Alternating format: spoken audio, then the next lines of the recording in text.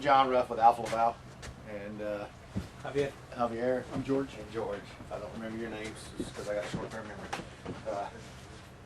The Aldec G2 120 centrifuge is in question here that we're referred to in the booklet. That's what you have four units upstairs. I don't know if any of y'all have been up and seen the units yet. Yeah. Hopefully you've taken a walk around up there to see what you got up there on the second floor. But this is the description for removal of the bowl. What we're going to do is we're going to go up and physically remove one of the rotating assemblies from the frame. We're going to remove the back drive unit from the frame. We're going to disassemble the bowl to the point where if you were to be running the machine and for whatever reason the machine plugged up, you would have to do what we're going to do today to clear it. If the machine can't be cleared electrically with the CIP cycles, we would have to pull the bowl out, remove the conveyor, clean the solids from the conveyor, put the conveyor back in, assemble the bowl back up. So there's quite a few things that have to be done before we can lift the bowl. We've got some bolts and things that have to be removed. I told you there's 4 bolts on each pill block that are torqued to 490 foot-pounds. There's 2 dowel pins on each pill block that there's a dowel pin in the sleeve that have to be extracted. The belts would have to be removed. Fortunately, on this unit, we've got the belts off already. The feed tube will have to be removed. The coupling on the back drive would have to be removed. Oil supply lines and oil return lines. The centrifuge cover would have to be removed, and then we can lift the bowl out. So it's a fairly simple job to do. It's just it's big and heavy. The bowl itself weighs 11,900 pounds. So we're picking up a massive chunk of metal. There's not room for error. This is safety first. You always pick this thing up and make sure that it's centered, not leaning one way or the other, and then just take your time. The crane's a little jumpy up there, so we'll work with that. But if you go to this section in the book, it'll give you step by step. I'm just going to flip through these. I'm not going to read them everyone. I just want to make sure you understand where in the book to go to follow the instructions on bowl removal. Rotating assembly says removal of the bowl. It gives you instructions to disassemble according to, and then if you look, there's drawings that it may show figure 4.1.1, and you follow the procedures as the picture dictates. The next page, 4.1-2, is a picture of the dowel pin extracting tool, which we have up there already. I brought that up. You got a spare parts and toolbox out here in the yard that's got 4 of these slide hammers in it. So you follow the steps on that to remove the dowel pins. I want to go ahead and show you.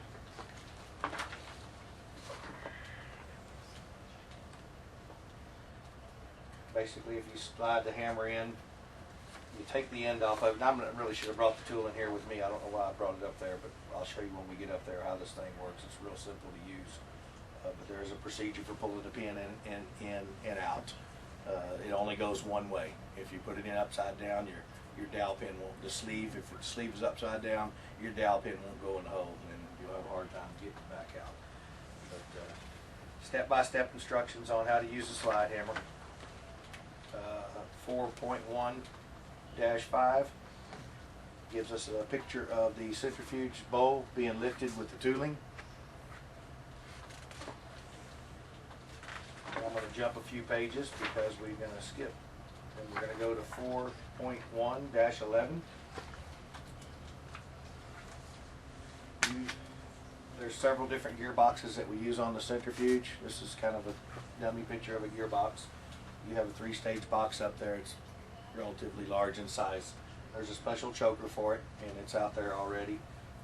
Some gearboxes have 8 bolts, some have 16, some have 22. And this is a 30 Newton meter box. I believe it may have 16 screws on it. I guess we'll see when we get up there.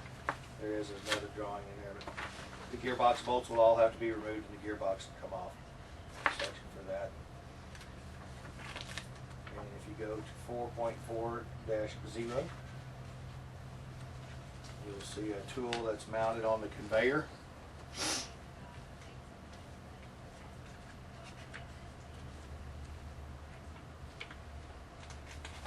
What was that number again? 4.4-0.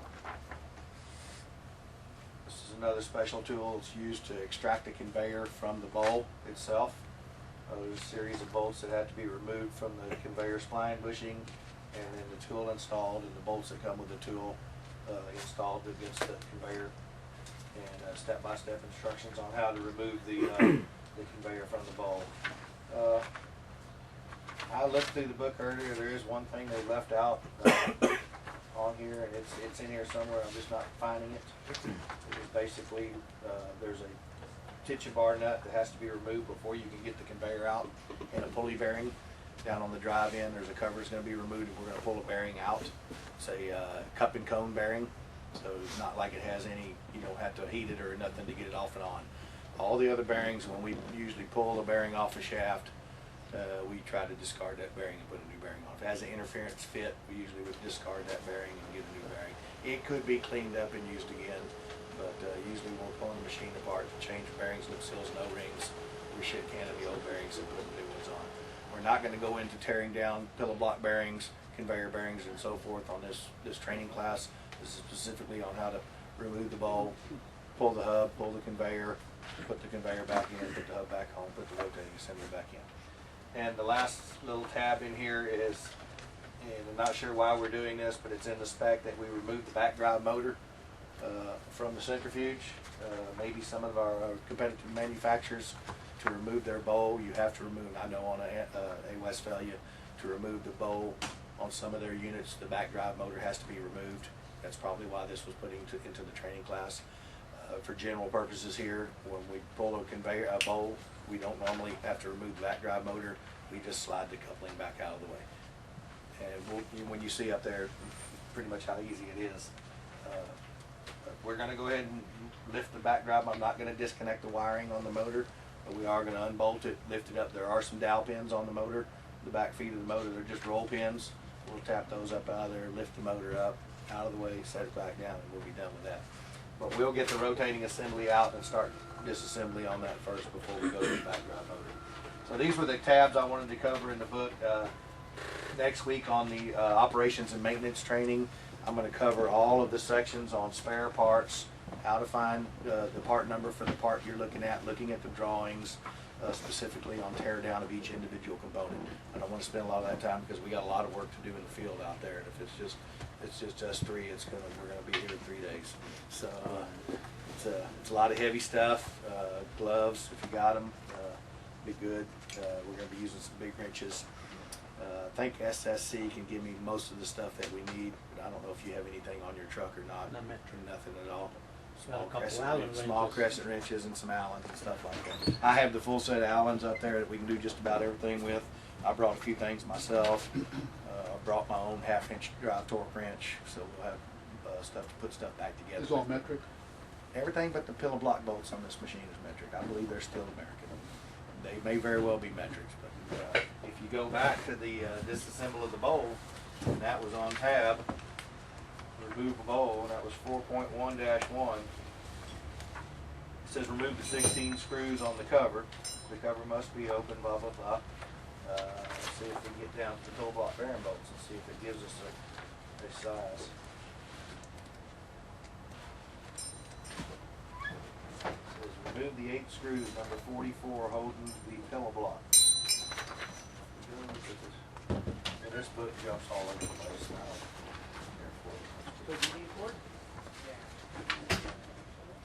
And all it does is show a picture pointing to number 44. And you would have to go into the drawing to find out. And we'll bring my book up there with me and we'll go through this while we go. But let's go on out to the field and we can round up some of the things that we need from SSC and get the ball rolling on this. But as you can just lay them in that first box there. And your guys are going to get a copy of this when we're sitting down. Okay. First thing we're doing to remove the centrifuge bowl from the frame, we remove the guard off the gearbox.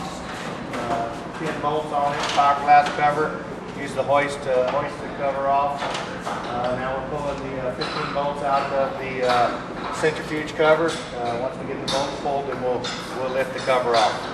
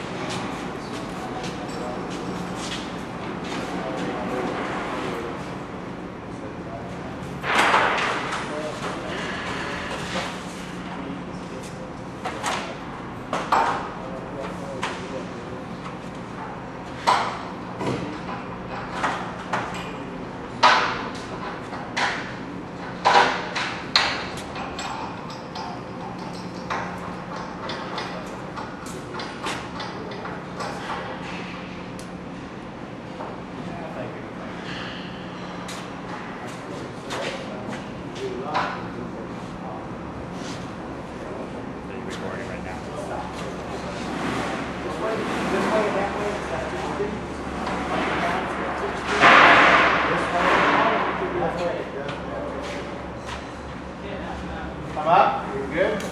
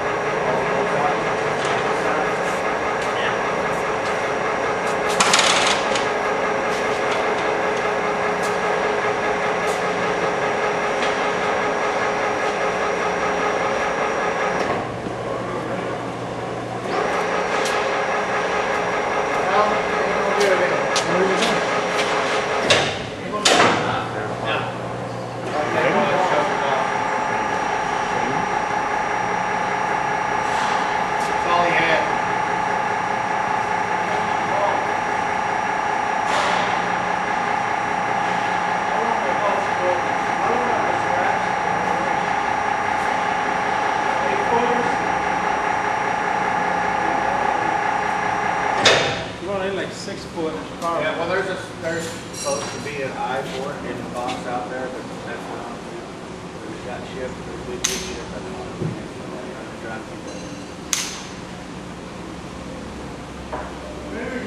I think that's probably the thing we can make. I believe we can make that. That would be nice if we could do it that way.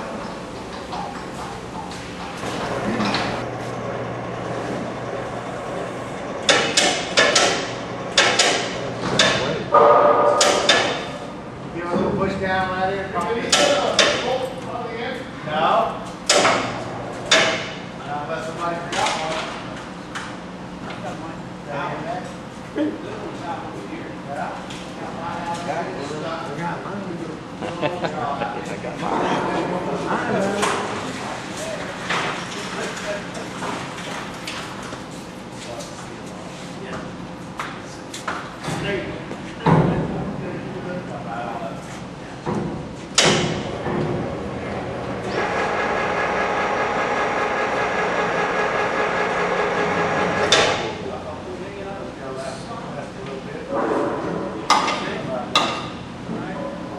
Hard to work when you're down here and everything's up there.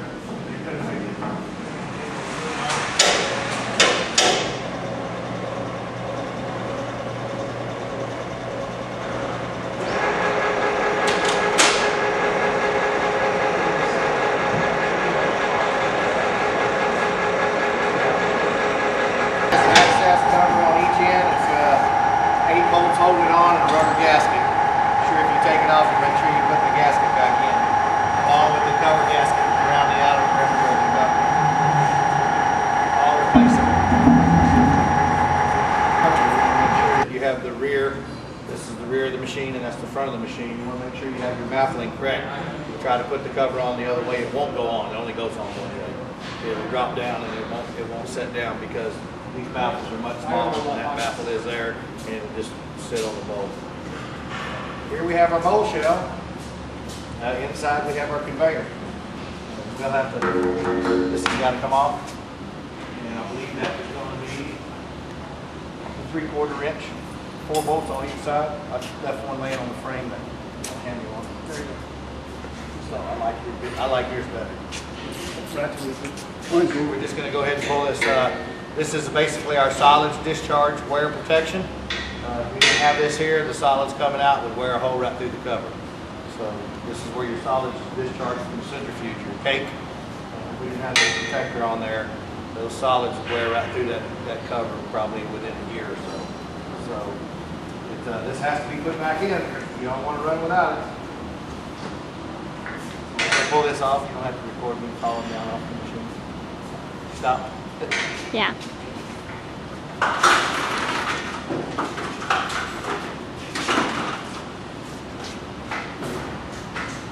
They're all the same length.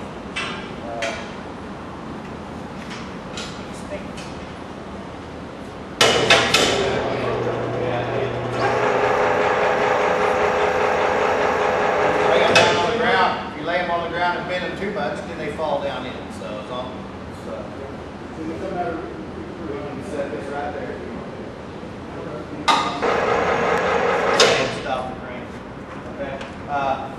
do now on each end, you got the pillow block bearing on both ends. We've got our lubrication oil supply line that comes to the pillow block bearing. We're going to disconnect the fittings, and we're going to pull the ferrules out of the bearing so they don't get damaged when we pull the pillow block bearing bolts, as well as a RTD sensor and its ferrule. Then we're going to remove the Allen bolt clamps on the return oil hoses and get those loosened up and pull the dowel pins and the pillow block bearing bolts. But let me go ahead and get this oil line taken. Down on the front of the centrifuge, we're going to do the same thing we've done on the rear, is removing the oil inlet lines, discharge lines, the RTD temperature probe, which is BNC connector. We are on this end, there's a couple things a little bit different down here. We're going to be removing the bowl sensors, speed sensors, back drive speed sensor, back drive coupling, and the torque arm will all be removed. The bolts will be taken out of all that stuff and they'll be set aside. Once we get that, we'll work the dowel pins and the pillow block bolts. Can you name those things real quick up there that you're pulling off? These are the lube oil return lines. These are the oil inlet line. This was the RTD for the bearing temperature probe that was removed with the BNC fitting. Comes out of the hole there. Bowl speed pickups, back drive speed pickup, torque arm bolt, and gearbox coupling. We're going to slide that motor shaft coupling back about 3 inches and give us clearance to lift the rotating assembly out. So, Okay, thank you.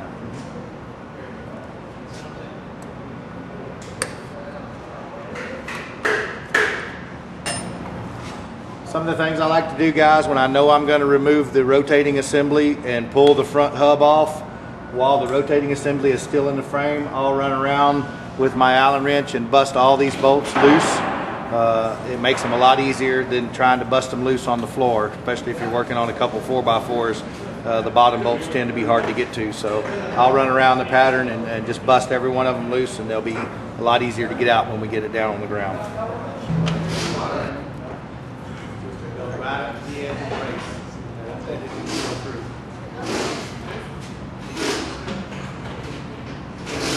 Okay, so now back down here.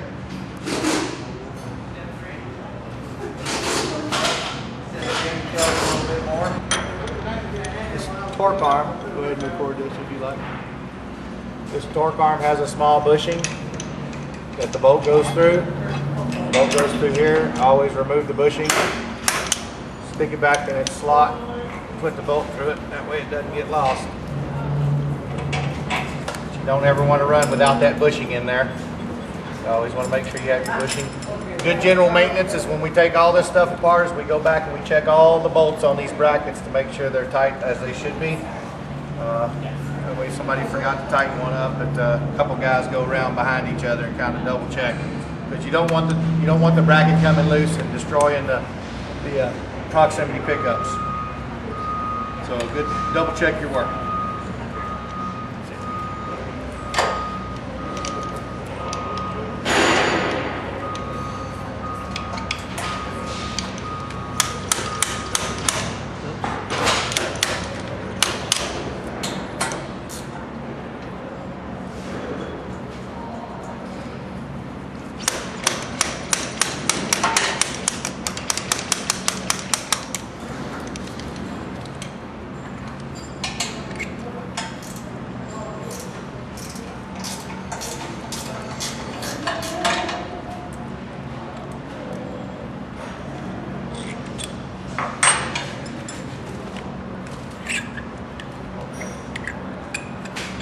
That was our ice, bag of ice to calibrate.